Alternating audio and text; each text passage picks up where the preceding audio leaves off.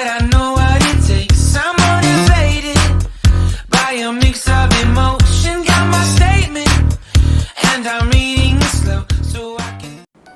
Hello viewers, இன்னைக்கு நம்ம சேனல்ல நம்ம பார்க்க போறது ஹோம்மேட் கேக் ரெசிபி. வாங்க பார்த்து என்ஜாய் பண்ணலாம்.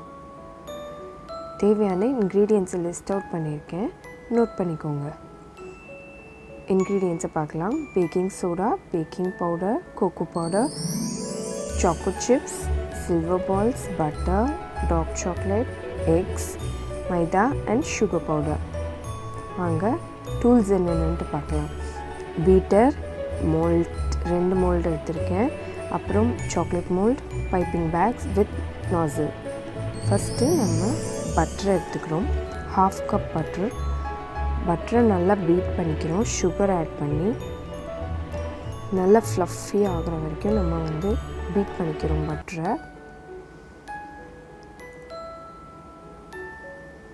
கம்ப்ளீட்டாக பீட் பண்ணிவிட்டு அப்புறமேலு சுகரை கொஞ்சம் கொஞ்சமாக ஆட் பண்ணுறோம்.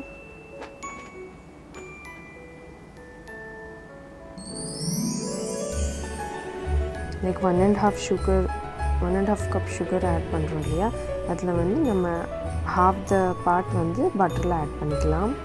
நல்லா பீட் பண்ணி எடுத்து வச்சுக்கலாம்.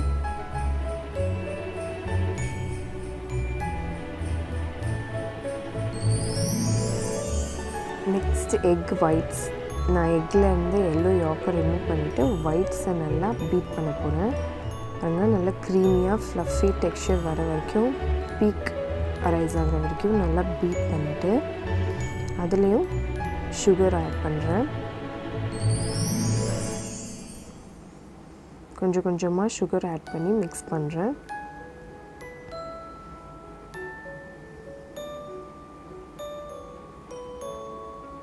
மைதா ஃப்ளார் அப்புறம் கொக்கோ பவுடர் எல்லாத்தையும் ஆட் பண்ணி சிஃப்ட் பண்ணி ஆட் பண்ணிட்டு வரலாம்.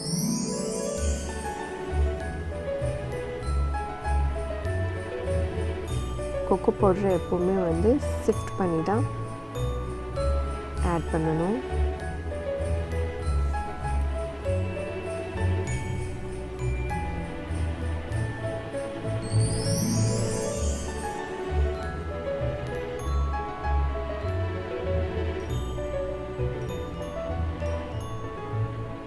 ஆட் பண்ணி நல்லா மிக்ஸ் பண்ணிகிட்டே வரணும். நம்ம அடித்து வச்சுருக்கிற பட்டர் அண்ட் சுகரோட மிக்ஸ் இருக்கு இல்லையா, அதையும் நம்ம ஆட் பண்ணிக்கிறோம்.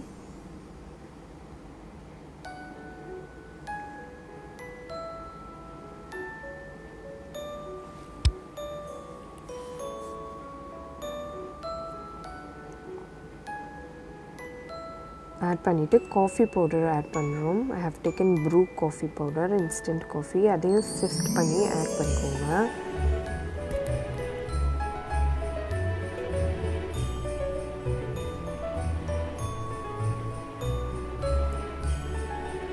பேக்கிங் சோடா ஆட் பண்ணிக்கோங்க. நெக்ஸ்ட்டு அதையும் சிஃப்ட் பண்ணிக்கோங்க. பேக்கிங் பவுடர் 1 ஸ்பூன் ஆட் பண்ணுங்கள். பேக்கிங் சோடா 1/2 ஸ்பூன் ஆட் பண்ணுங்கள். இப்போ கம்ப்ளீட்டாக எல்லாத்தையும் மிக்ஸ் பண்ணி வெனிலா எசன்ஸ் ஆட் பண்ணிக்கோங்க.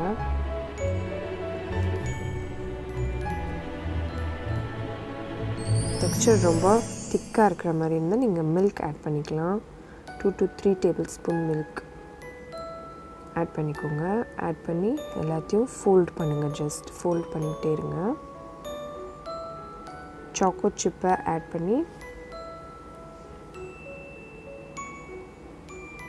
ஒரு மிக்ஸ் கொடுத்து நம்ம மோல்டில் போட போகிறோம். மோல்ட்ஸில் பட்டர் ஷீட் வச்சு பட்டரை வச்சு நம்ம மோல்ட்ஸில் அப்ளை பண்ணிக்க போகிறோம் பட்டரை. ஸோ தட் கேக் நம்மளுக்கு இதில் ஸ்டிக் ஆகாமல் வரும்.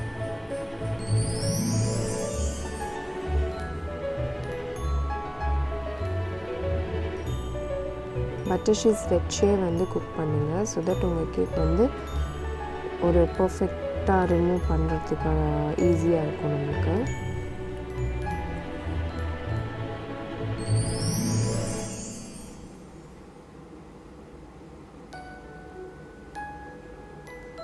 நம்ம அதே பேட்டரை வந்து கப் கேக் மோல்ட்ஸ்லேயும் யூஸ் பண்ணலாம்.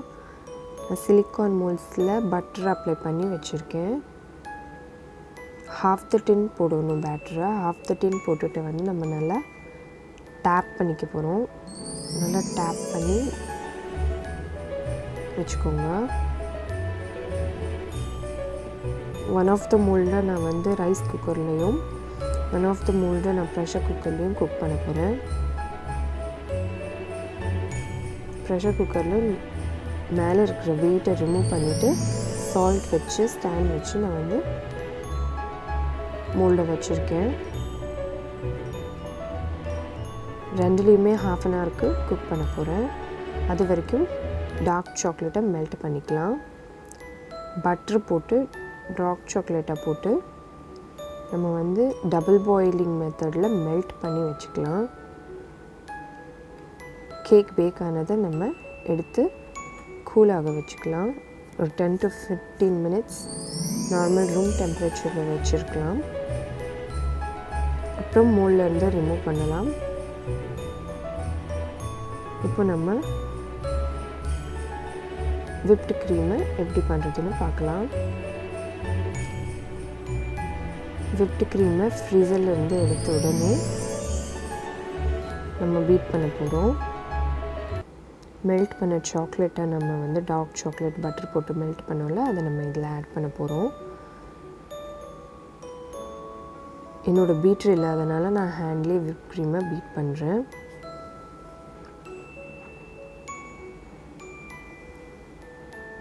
நல்லா பீக் வர வரைக்கும் நம்ம வந்து பீட் பண்ண போகிறோம்.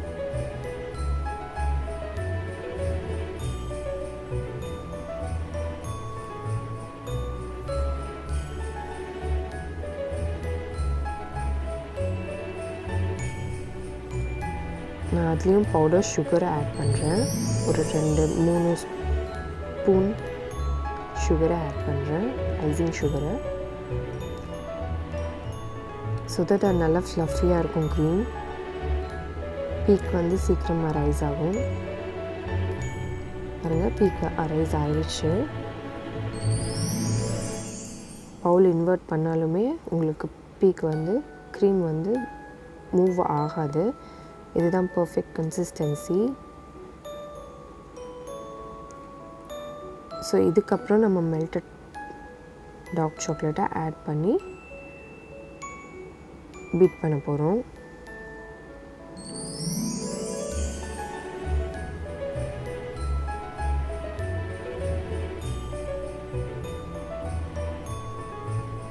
நம்ம சாக்கோ க்ரீம் ரெடி. இப்போ நம்ம கேக்கில் லேயரிங் பண்ணலாம்.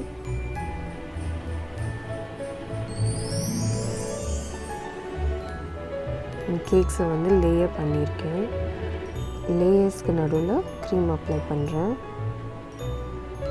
உங்களுக்கு எவ்வளோ தேவையோ அவ்வளோ அளவுக்கு க்ரீமை அப்ளை பண்ணிக்கோங்க ஈச் அண்ட் எவ்ரி லேயரில்.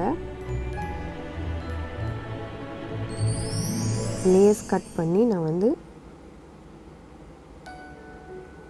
சுகர் சிரப் ஆட் பண்ணியிருக்கேன் எவ்ரி லேயர்ஸ்க்கு நடுவில். அதுக்கு மேலே இப்போ க்ரீம் அப்ளை பண்ணிகிட்ருக்கேன்.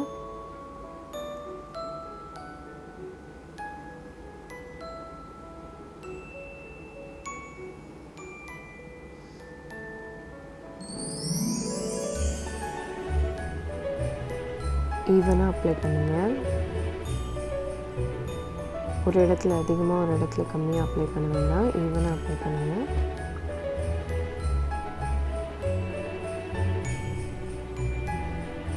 இந்த மாதிரி எல்லா லேயருக்கும் அப்ளை பண்ணுறோம்.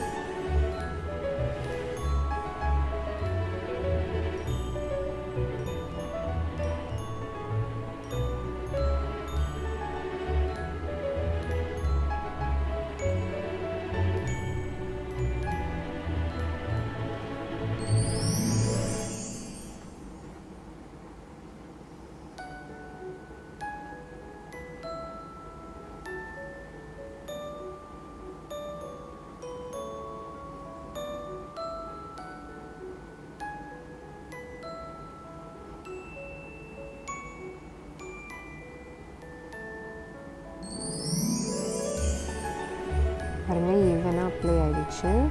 இதுக்கு மேலே லேயர்ஸையும் நம்ம வந்து இதே மாதிரி அப்ளை பண்ண போகிறோம். நம்ம மேலே இருக்கிற ஃபர்ஸ்ட் லேயர் கீழே போகிற மாதிரி வச்சுக்கிறோம். வச்சுட்டு அதுக்கு மேலே நம்ம க்ரீம் அப்ளை பண்ணுறோம்.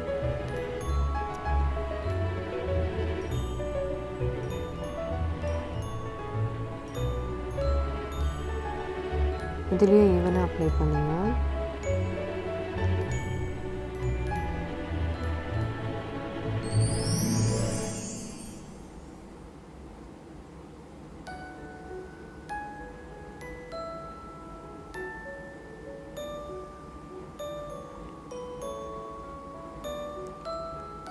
அடுத்த லாஸ்ட் லேயரும் வச்சு நம்ம அப்ளை பண்ணிக்க போகிறோம் இதே மாதிரி.